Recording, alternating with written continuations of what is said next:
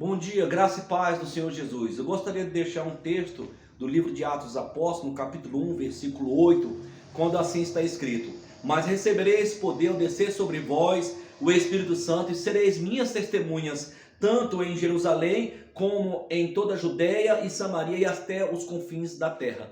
O contexto dessa palavra é que os discípulos, Jesus os levou depois que ressuscitou até o Monte das Oliveiras, depois de ficar com eles por espaço de 40 dias, quando ele ressuscitou, e aí ele lhes dá mandamento perante os seus olhos ali no Monte das Oliveiras, quando ele está sendo elevado nas nuvens, e ele dá essa palavra: mas recebereis poder ao descer sobre vós o Espírito Santo, sereis minhas testemunhas, tanto em Jerusalém, como em toda a Judéia e Samaria até os confins da terra. Sempre a pergunta para nós cristãos é essa, né? Receber poder para quê? O próprio texto diz: para ser testemunha, para testemunhar. Não é para a gente ficar dentro da igreja, entre quatro paredes, mostrando que nós somos mais espirituais uns do que os outros, e de repente mostrando, né, que nós temos uma capacitação sobre-humana, sobrenatural, dada por Deus, e sabemos falar línguas estranhas, e temos dons espirituais, seja para curar, para revelar, ou seja um dom que é a capacidade de cantar de uma forma tão linda, né, que eleva e toca os corações das pessoas, ou de repente exercer alguma capacitação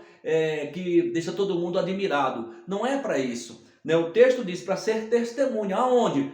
No mundo lá fora, né? Ser testemunha, quando disse Cristo, em Jerusalém, na cidade onde você habita, em toda a Judeia, no seu estado, e até os confins da terra, né? Nos arredores, por todos os lugares aonde o seu nosso Deus levar. É tanto verdade isso, que diz que depois que eles receberam essa palavra de Jesus, Jesus foi elevado nos céus, nas nuvens, e eles ficaram maravilhados. Diz o texto do apóstolo Paulo em uma de suas cartas, que aqueles que testemunharam, né, Jesus sendo elevado nas nuvens até desaparecer nos céus, eram aproximadamente 500 irmãos, 500 discípulos, dos quais alguns ainda viviam quando Paulo escreveu essa carta, porque Paulo foi contemporâneo dos apóstolos do primeiro século.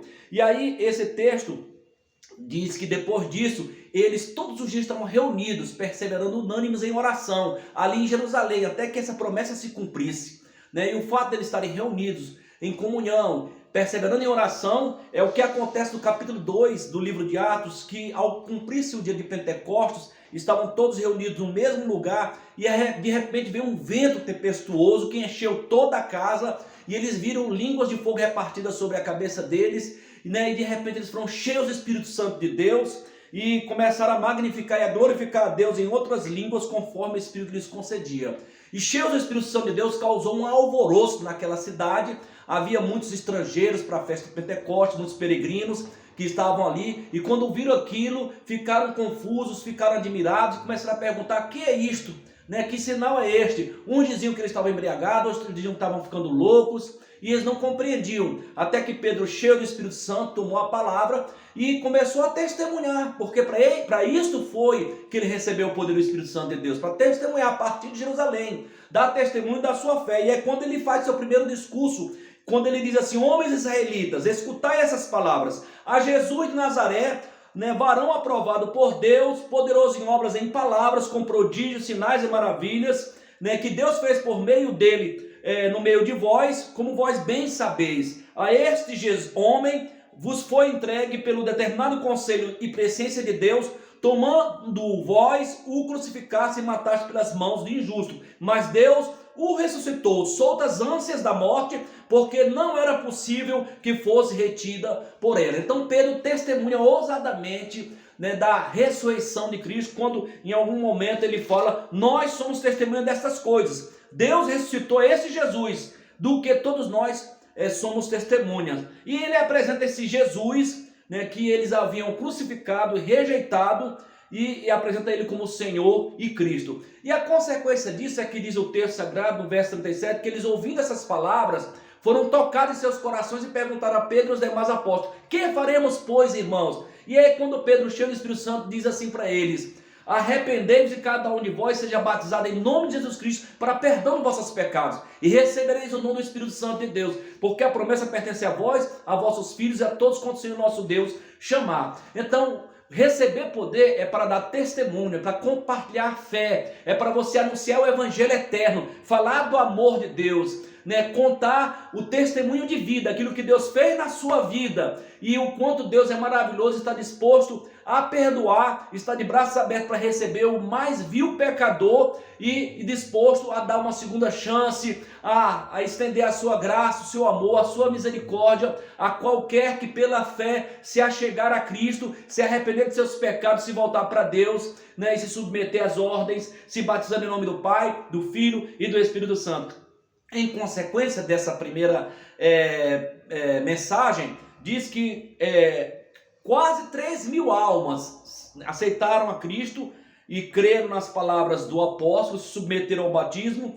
E no verso 42 até o 47 diz assim: perseveravam na doutrina dos apóstolos, na comunhão, no partir do pão e nas orações. Em cada alma havia temor, e muitas maravilhas e sinais eram feitos pelos apóstolos. Todos os que criam estavam juntos, tinham tudo em comum. Então passaram a viver numa comunidade, como cristãos, perseverando nas orações, na comunhão, no partir do pão e na doutrina dos apóstolos, que é o fundamento da nossa fé. O que os apóstolos ensinaram, o testemunho que eles deram, a vida que eles viviam, né? Ensinados por eles e movidos pelo Espírito Santo, com um evangelho de poder que testemunha, um evangelho de graça que oferta o amor de Deus, né? E que convida a pessoa ao arrependimento, né? Que nos desafia o quê? A crescer nesta graça, neste conhecimento, né? E se aprofundar no amor de Deus que excede todo entendimento. Então essa é a mensagem do evangelho eterno que liberta, que cura, que transforma e que nos faz transcender o tempo e o espaço e nos levar aos lugares eternos, à sala do trono, diante do Deus Criador do céu e da terra, porque esta é a promessa que Deus tem para a humanidade, a vida eterna. Foi esse testemunho que Deus trouxe do céu para o homem, quando ele falou: eu vim trazer o mandamento do meu Pai. O mandamento do meu Pai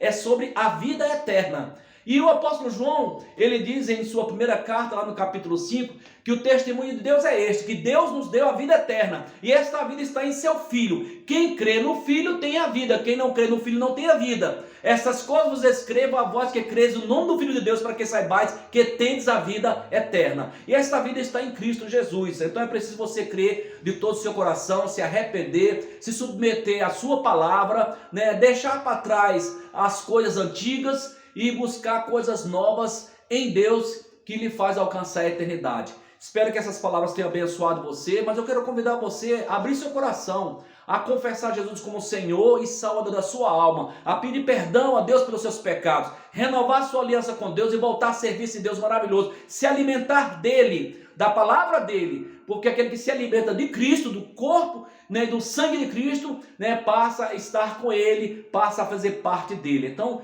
eu convido você a abrir o coração, a convidar Jesus para ser Senhor e Salvador da sua alma. Repita comigo essas palavras, diga assim: Senhor Deus, Criador dos céus e da terra, eu reconheço que sou um pecador e peço perdão a Deus pelos meus pecados. Eu renovo minha aliança com Deus. Senhor Jesus, lança os meus pecados no mar do esquecimento, para que chegue os tempos de refrigério na presença do Senhor. Escreve o meu nome no livro da vida, para que eu possa entrar na cidade santa pelas portas e comer do fruto da árvore da vida. Eu creio que o Senhor Jesus é o Filho de Deus, que veio ao mundo para nos salvar, e que foi morto, crucificado, sepultado, mas ressuscitou o terceiro dia, subiu aos céus e voltará a segunda vez para nos buscar. E é essa fé que eu tenho em Deus. Então, Senhor Jesus, me ajude, ó Pai, a ser o tipo de pessoa que o Senhor deseja que eu seja, porque a minha vida, o meu lar, a minha família eu entrego nas mãos de Deus. É a oração que eu faço no nome de Jesus, amém. Se você orou assim comigo, né, então comente embaixo desse vídeo, dê um like, né, faça um comentáriozinho aí: eu aceitei a Jesus, né, eu recebi essa palavra, eu creio, né, nesse Deus maravilhoso, e eu renovei minha aliança com Deus. E se inscreva no nosso canal, dê um joinha aí, né, compartilhe essa mensagem para que possa alcançar outras pessoas, né? Que Deus lhe abençoe, que a graça de Deus seja abundante na sua vida, que o amor de Deus a cada dia lhe constranja para você a cada dia servir Ele cada vez mais e melhor. Então um beijo no coração, fique com Deus e até uma outra oportunidade, se Deus assim nos permitir, em nome de Jesus.